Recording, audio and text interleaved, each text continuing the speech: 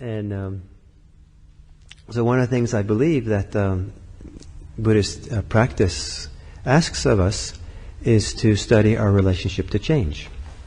And different people relate to change in different ways, or we relate to different kinds of change in different ways. If things are pleasant, then sometimes we don't want them to change. We don't want them to be different, and we hold on. If things are unpleasant, we can't wait for the change to occur. And sometimes knowing that things change is a great solace. When things are terrible, this is going to change, This will change, And it certainly helps with child raising to know that, it's one of those days. They go through 2-week cycles. Oh, just 2 weeks. Whatever. And, so some people, look at change as something, if they don't like what's happening, they look at it hopefully as it provides some kind of relief. And some people look at change as being a problem. Some people are afraid of change. So they're afraid of entering into relationships with all kinds of things because they feel it's going to change. People are going to die. We're going to lose it. It's going to end. I've been burned before. And there are people who hold back from being engaged in life and participating. There are people who refuse to get involved in. There are people who refuse to get involved in intimate relationships and to really love someone because they're afraid of loving because they're going to die. The thing that never talked about when people get married is the joyful time. You don't say, what you're doing when you're committing yourself to being married for life is that you're basically committing yourself to having one of you die before the other. And, that's not a very pleasant thought, but that's kind of what it's built into the system, is there's a certain level of change and loss, and some people hold back and don't want to be part of that. And so sometimes they feel that, having a no heart is better than having a broken heart or a painful heart. I think the way the psyche works is that it's much healthier to have a hurt and aching heart, a broken heart, than it is to have no heart at all or to be numb. So what's the relationship we have to change and to things changing is the question each of you has to answer for yourselves.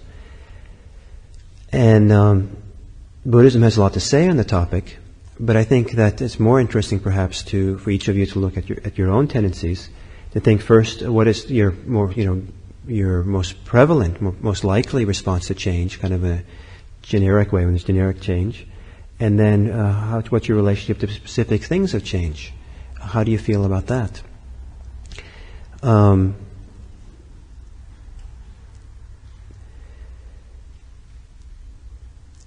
It's been said sometimes that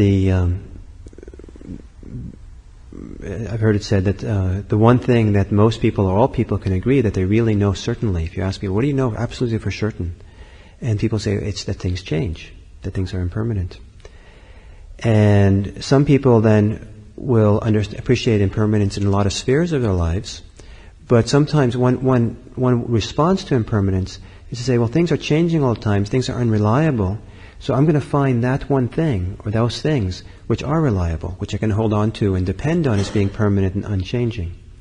And so then people hold on to all kinds of things, and you can just go through the litany of things that you've held on to in your life, or other people have held on to, you've seen. And there are things we hold on to that we don't really realize we're holding on to until it's taken away from us. Sometimes it's our health. And we don't even realize the degree to which our health has been a source of security, or we've counted on it. And then our health changes in dramatic ways sometimes. And then, things have changed, and you realize maybe your health can't be relied on in the same way. So what is it that is reliable is another question that Buddhism poses each of us to answer for ourselves. What can we rely on? Part of the Buddhist teachings is over and over again to point out how everything is impermanent. And part of that question, that the teachings, everything is impermanent, is a kind of little prod to keep you asking, what is it that's reliable? What is it that's reliable? Is my house reliable? My friend Rana's house disappeared in the Oakland fire. Is your bank account reliable? Is your relationship reliable? Is your health reliable? One of the things I liked about sitting here in Portola Valley, and one of the things I didn't like about sitting here is the fact that we're right on top of the San Andreas Fault. And things can change. And, even the ground is not reliable. There was a earthquake in Yucca Valley one year. Yucca Valley is a retreat center which we used for many years for Vipassana retreats. And in the middle of one of the retreats, I think it happened during the Dharma talk, that there was a series of earthquakes and aftershocks. And one of the comments that some of the people I know who were there said was that they thought always the ground was really reliable and stable. And they just saw the ground kind of buckle and wave through, just like it was the ocean. And so what is it that's reliable if everything is changing? Sometimes we can use change to help us with change. And what I'm thinking about here is that one of the most useful things I've found, especially like in meditation or in daily life also, is the changing nature of breathing. That the breath, the alternating sensations of breathing in and out, the expansion and contraction of the torso, the belly, all the various sensations of the breathing are a wonderful place to anchor ourselves in something which is changing. And what's fascinating about the breath is to notice the ways in which the breath is held. And if we're anxious or afraid or in a hurry, or it's all kinds of reasons in which we're holding. We resist, we're bracing ourselves against life, against change, or all kinds of reasons that the body is being held. And one of the first things I often do in the beginning of a sitting is I check into my breathing. How is my breathing? And more often than not, I find out that my breath is actually held a little bit. And so then I'll breathe into that. I'll try to relax that a little bit, let go of that, or just be with that for a while if it seems kind of tenacious. And often kind of when the breath is held, I think it's fair to say that it's often an attempt to hold onto something, to resist change or impermanence. Fear is often a resistance to the way things are. We don't want things to be a certain way. Or anger can be a resistance. Sometimes it doesn't have to be, but certainly resentment is. Resentment I think of as frozen anger. And it often gets frozen in our body. And often enough frozen with the way we breathe. So to drop down into the breath and let the breath become fluid again is a one way to help us not have unhealthy holdings or resistances to life itself. I call the breath the great lubricator because it lubricates life. It makes life a lot easier to flow and change. And I'll come back to my breath over and over again throughout the day.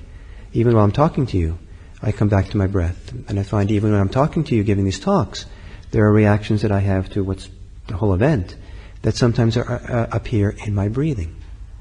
And so I drop into my breath, and more often than not, I find my breathing, has the kind of place where the tension, the holding is in relation to the breath, has moved up into the chest, kind of up into the I don't know what it's called, but the cavity around above the diaphragm. And I find that it's much better for me to let that upper holding of the diaphragm to be released, and to kind of let the center of gravity, or the center of weight of my breathing apparatus kind of be lower in my belly. So I find that being with the impermanence of the breathing in a relaxed way, an uninhibited way, makes it a lot easier for me to be present for the impermanence and change of life around me.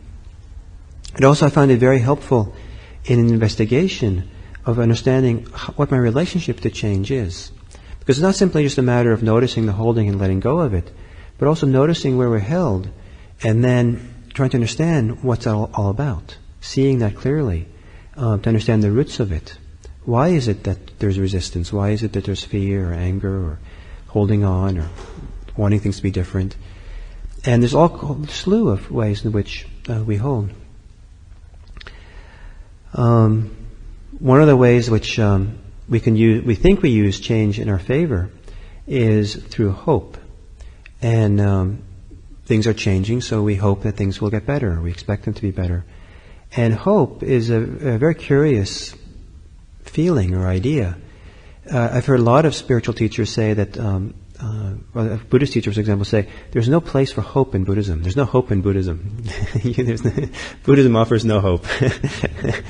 And the reason why they say such things is that hope is, they claim, is often based on fear.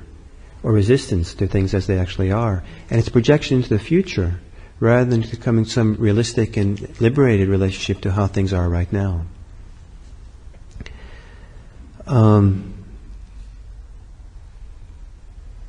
Now, impermanence is a pretty common observation for humans, and you don't have to be a Buddhist to understand the importance of impermanence. Buddhism perhaps has taken the subject of impermanence to its limit, perhaps, but maybe not. But it's quite common. We have in the Western tradition Heraclitus, who said, we can't step in the same river twice because everything's always changing.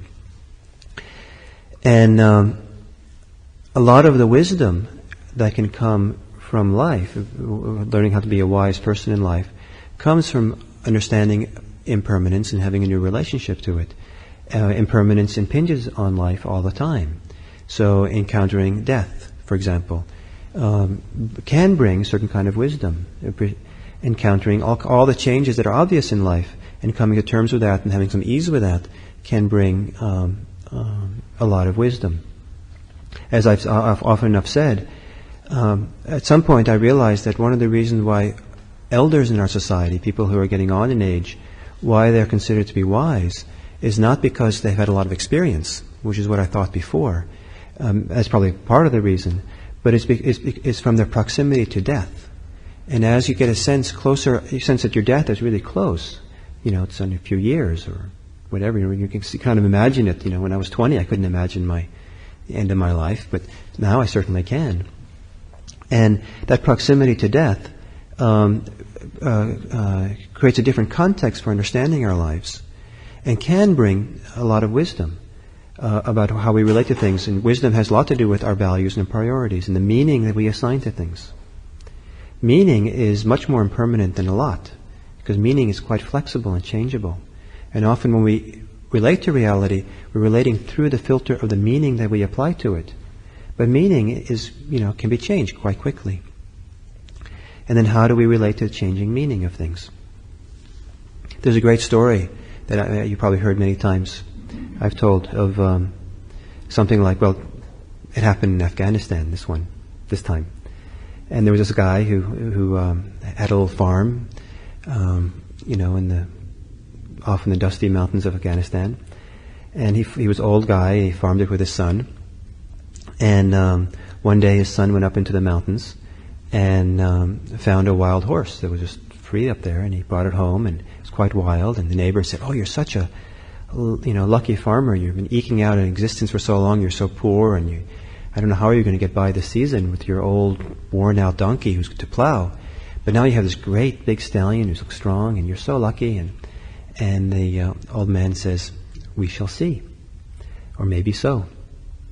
And then the young son tries to tame the horse and is thrown off the horse and breaks his leg. And neighbors say, "Oh, you're so unlucky. How are you going to manage without your son to help you do all the work? And this must be really terrible." And the old man says, "We shall see." And then the neighboring warlord declares war on that county, and so all the young men are conscripted into the army. And but the young man's son has broken his foot, so he can't go fight. So the neighbor says, "Oh, you're so lucky. All the other young men are going off to fight, and they're probably going to die. And your son's going to stay. He only has a broken foot. He's probably going to be fixed by the time the war's over. They only last 100 days around here." Or whatever. And so then, and the man says, of course, "We shall see." Now this story has no end. Because it just goes on like that. He has a certain equanimity about the meaning we apply to the changing circumstances of our life. We don't know until how things are going to work out.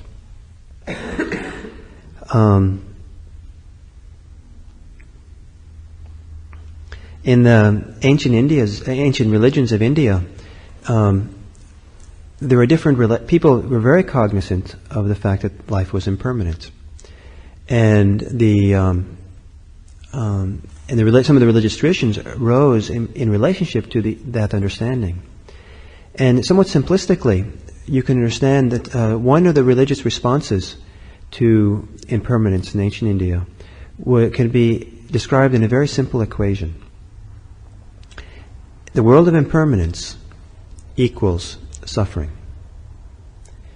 And if you have that understanding, that the world of impermanence is the same as suffering, then if you want to stop suffering, you have to in some way or other stop the world of impermanence. And so there were these often religions of transcendence arose from this kind of understanding, that there's some transcendent reality that you could relate to that was completely separate and different from this life that we're part of, and where there was some kind of transcendental state of consciousness, or some transcendental plane of heavenly kind of plane, or there's various kinds of transcendental kind of goals that people then established because they had to somehow not relate and not be involved in this world of impermanence if the two were completely connected, equated. The Buddhist kind of equation is an equal appreciation of impermanence and equal appreciation of there's a lot of suffering. But the equation in Buddhism is suffering plus clinging equals, impermanence plus clinging equals suffering. And when you have an equation like that, or perhaps actually the Buddhist is a little bit different, it's impermanence times clinging equals suffering, and because it's magnified by our clinging. But so when you have an equation like that, you don't have to get rid of the world of impermanence necessarily. What you have to do is you get rid of the clinging, and if you get rid of the clinging, then the suffering falls off the equation also. And that's the task that Buddhists have taken in relationship to the world of impermanence, is to understand where is the clinging, where is the holding, where is the resistance to the way things are, and to the changing nature of stuff, to phenomena, to experience. How do we relate to it? And so to study in our clinging, in our attachments. So certainly we can be very fond of this place here, and a little bit sad about leaving it, but there can also be a tremendous suffering built in with it being attached to this place, or maybe a person's attached to the kind of meditation they have in this place. And so this place is not so important, but it's the kind of meditation they have here. I mean, this is the place where you can meditate, you can listen to the equestrian announcements, and it puts you just in the right mood, and it keeps you focused. And they don't have anything like that there in Redwood City. And so we're attached to a certain mood, perhaps, that we have, that we like.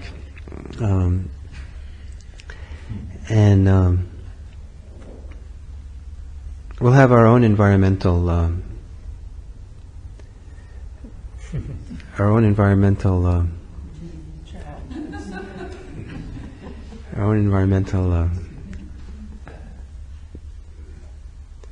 peculiarities with that site. But mostly you'll notice them if you come between 10 and 12 on Thursday or Friday. You'll have to come and see. It's a very quiet environmental peculiarity, but it's quite dramatic. But should I tell you? I mean, so you know. We're right across the street from Planned Parenthood.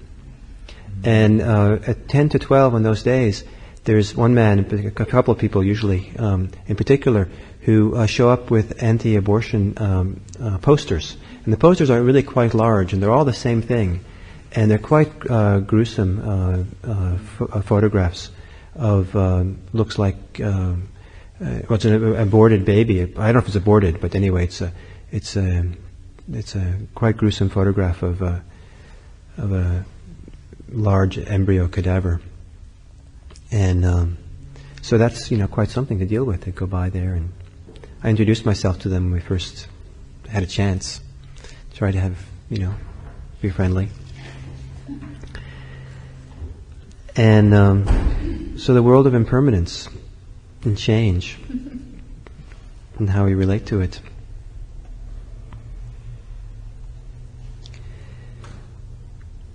The issue of impermanence. So I started earlier to say that there's a lot of wisdom that comes from impermanence, and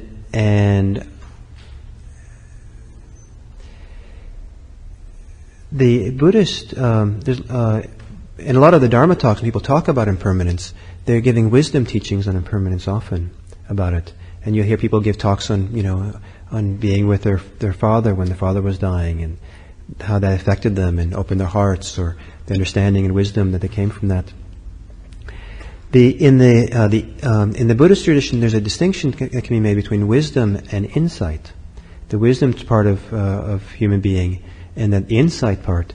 And the insight comes not just simply from the kind of understanding that can come kind of conventionally from being part of the impermanent world, but insight is when we enter very deeply into the world of impermanence.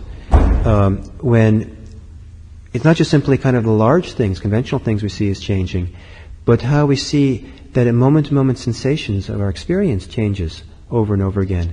When we see that our thoughts arise and pass and how impermanent they are.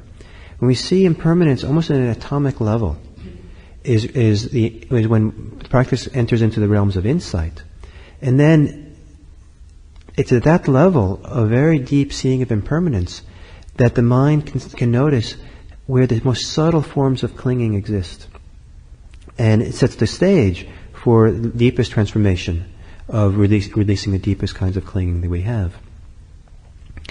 One of my first Zen teachers gave the meditation instruction, place yourself in your senses and then give up control.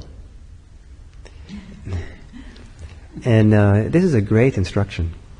And this is partly one of the things we're asked to do in Vipassana practice, because Vipassana practice is to some degree very much founded or based on being in our senses, being in our sensations in our body, our tactile sensations in our body.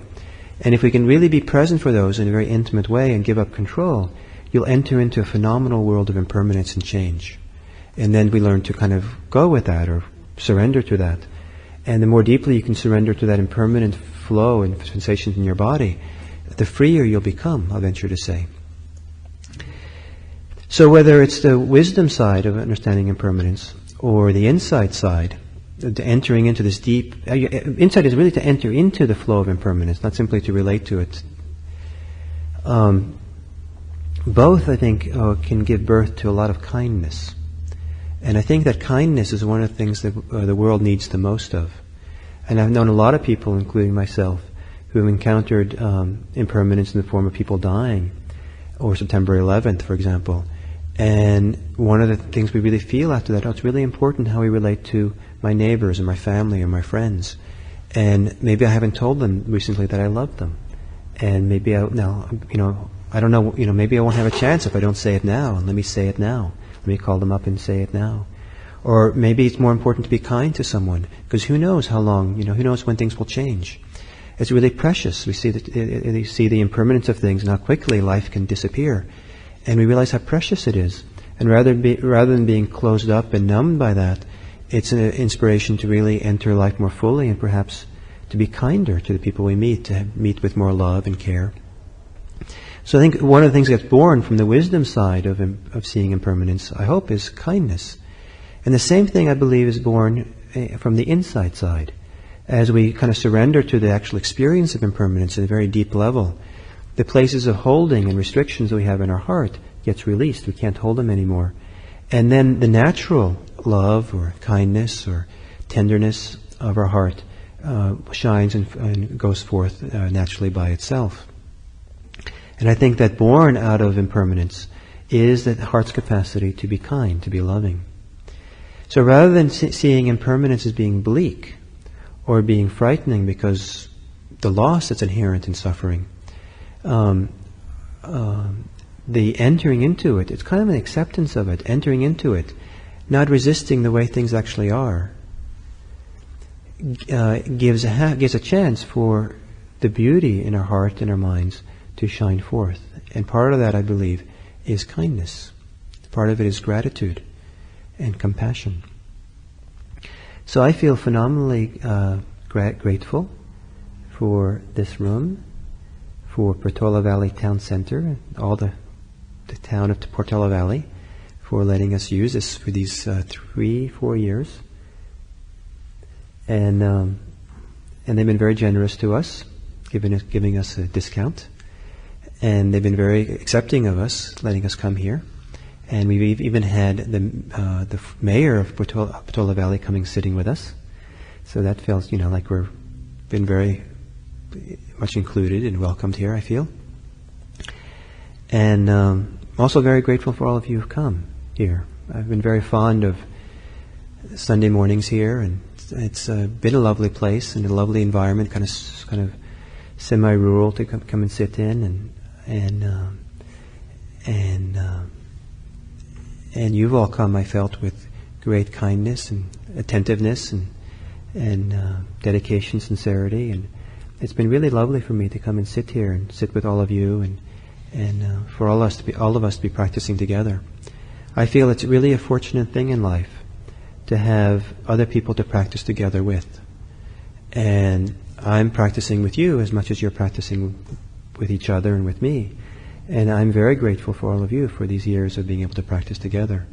And I hope that in the years to come, that the impermanence of life hopefully will flow in the direction of all of us practicing together for a lot longer. So thank you very much.